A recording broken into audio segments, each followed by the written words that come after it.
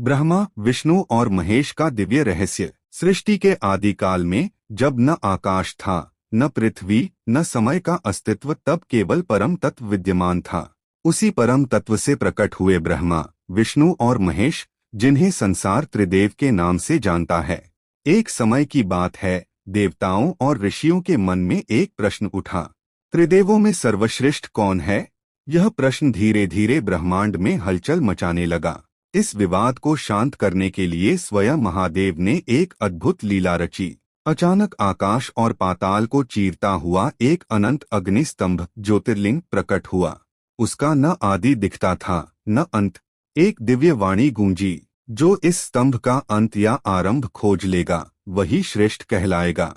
ब्रह्मा जी हंस पर सवार होकर ऊपर की ओर चले, विष्णु जी वराह अवतार लेकर नीचे पाताल की ओर। युग बीत गए, विष्णु जी ने स्वीकार किया, मैं अंत नहीं पा सका।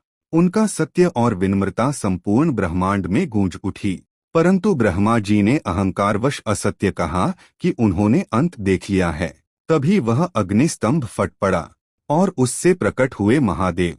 महादेव ने कहा, जो सत्य स्वीकार करे वही महान है। जो अहंकार करे, वह चाहे सृष्टि रचने वाला ही क्यों न हो, पूज्य नहीं बनता। उसी क्षण ब्रह्मा जी की पूजा पृथ्वी पर सीमित हो गई। तभी विष्णु जी और महादेव एक दूसरे में विलीन होने लगे। ऋषियों ने देखा, शिव और विष्णु अलग नहीं, एक ही परम तत्व के दो स्वरूप हैं। महादेव बोले, ब्रह्मा सृष्टि हैं, विष्णु पालन हैं और मैं सहाय, परंतु हम तीनों एक ही सत्य हैं। उस दिन ऋषियों को दिव्य रहस्य ज्ञात हुआ। त्रिदेव अलग नहीं, बल्कि एक ही परमात्मा की तीन शक्तियां हैं।